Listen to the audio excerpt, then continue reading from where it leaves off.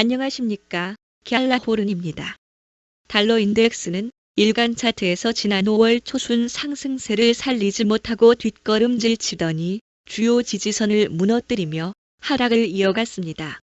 지난주 초반 20일 이동 평균선을 넘어서는데 실패한 달러는 하락을 이어가며 96 중반까지 밀려났습니다. 지난주 거래에서 매도 물량을 소화하며 하락세를 일단 진정시켰다는데 의미를 부여할 수 있겠습니다. 지난주 마지막 거래일과 전 거래일 모두 최저 가격이 같았다는 점은 일시적이나마 달러의 반등을 기대해 볼 수 있을 것입니다.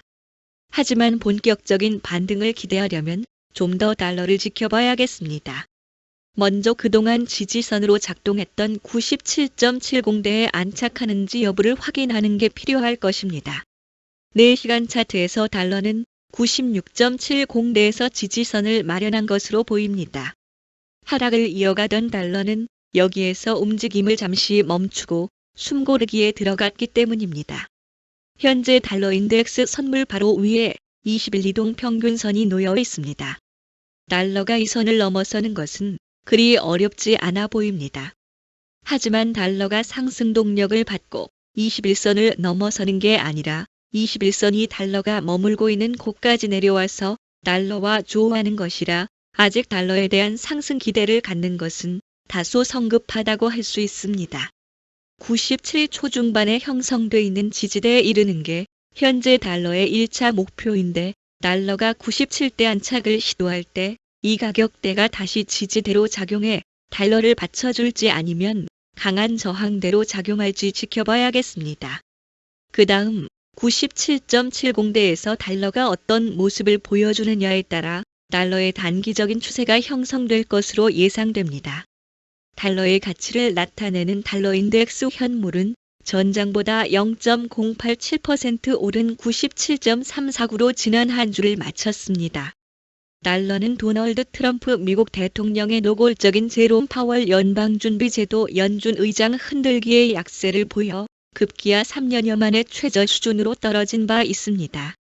트럼프 대통령은 임기가 11개월 남은 파월 의장 후임을 조기에 발표해 파월 의장의 레임덕을 앞당길 가능성이 제기되자 연준의 기준 금리 인하에 대한 기대와 기축 통화인 달러에 대한 신뢰가 의심받았기 때문입니다.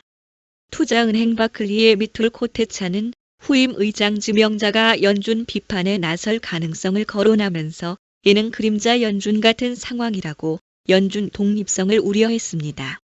5월 근원 개인 소비 지출 가격 지수는 지난달보다 0.2%, 지난해 동기 대비 2.7% 상승했습니다.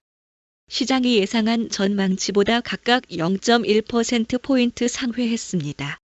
미국 상무부가 공개한 5월 PCE 물가 지수는 지난해 같은 기간보다 2.3% 올라 시장이 예상한 2.3%와 일치했습니다.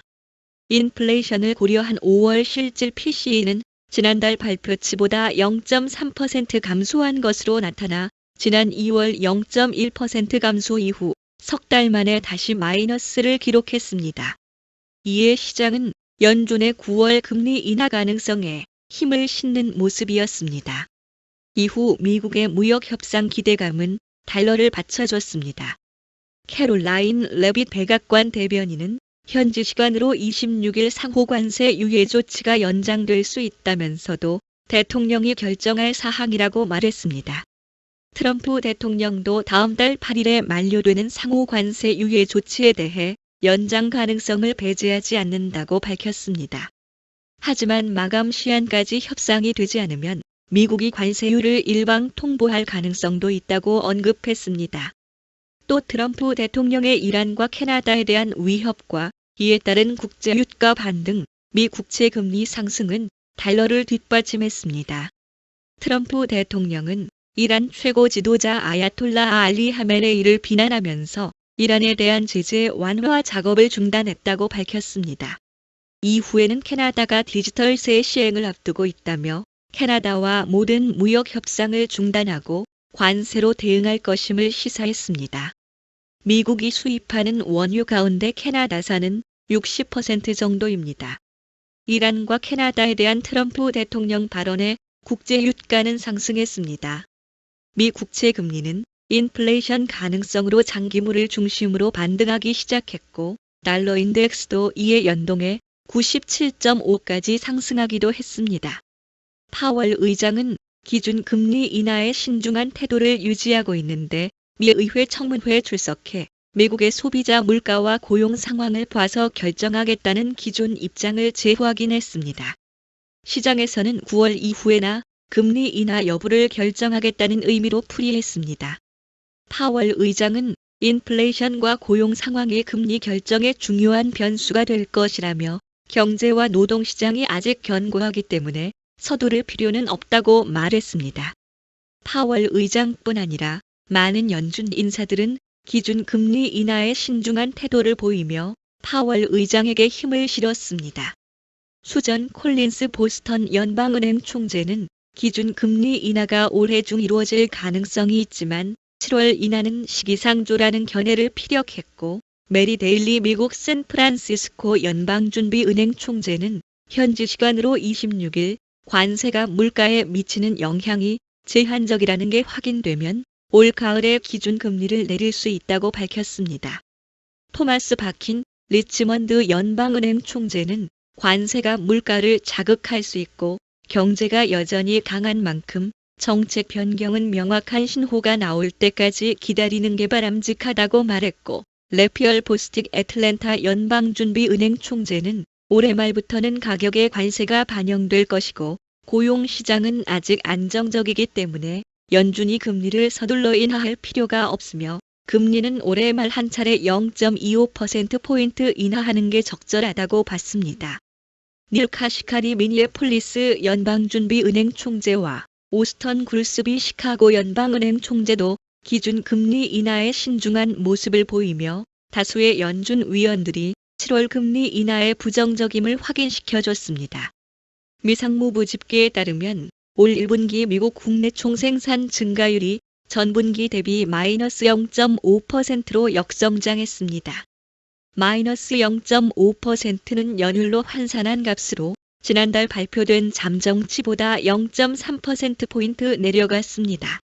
시장 전문가들은 GDP 성장률 확정치가 0.2% 상승을 예상했습니다. 유로는 유로존 주요 국가의 6월 인플레이션이 예상을 웃돌면서 상승세를 보였습니다. 프랑스의 6월 소비자 물가 지수 CPI 잠정치는 전년 동기 대비 0.9% 상승해 시장이 예상한 0.7%를 웃돌았습니다. 여러분은 현재 외환 시장에 대해 어떻게 생각하십니까? 댓글에 여러분의 생각을 남겨주셔서 함께 생각해보는 자리를 마련해 봅시다. 갤라호르는 트레이더의 눈으로 시장을 바라보며 투자자 여러분들이 시장에 대한 이해와 통찰력을 갖는데 도움을 드리려고 노력하고 있습니다. 갤라호른에서 제공하는 보고서는 참고용으로만 활용해 주실 것을 말씀드리며 투자에 대한 책임은 전적으로 투자자 자신에게 있다는 점을 유념하시기 바랍니다. 도움이 되셨다면 구독과 좋아요 부탁드리겠습니다. 감사합니다.